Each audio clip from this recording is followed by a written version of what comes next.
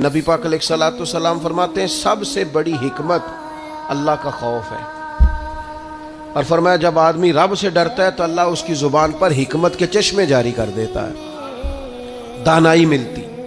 جب بندہ اللہ سے ڈرتا ہے، خوف خدا کے ساتھ فیصلے کرتا ہے تو اس کے فیصلے درست ہوتے ہیں، اللہ اسے نور بصیرت عطا کرتا ہے۔ اور نبی پاک علیہ الصلوۃ والسلام نے فرمایا مومن کی فراست سے ڈرو، یہ ترمذی میں موجود ہے، مومن کی فراست سے ڈرو، کیوں؟ فَإِنَّهُ يَنْظُرُ بِنُورِ اللَّهِ۔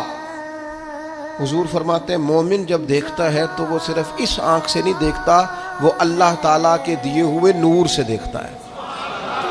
مومن کی فراست قلبی سے ڈرو، اسے اللہ دل کی آنکھیں عطا کرتا ہے۔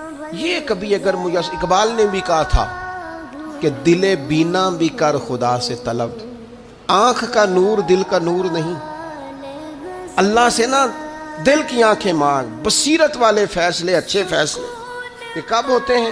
جب انسان اللہ سے ڈرتا ہے۔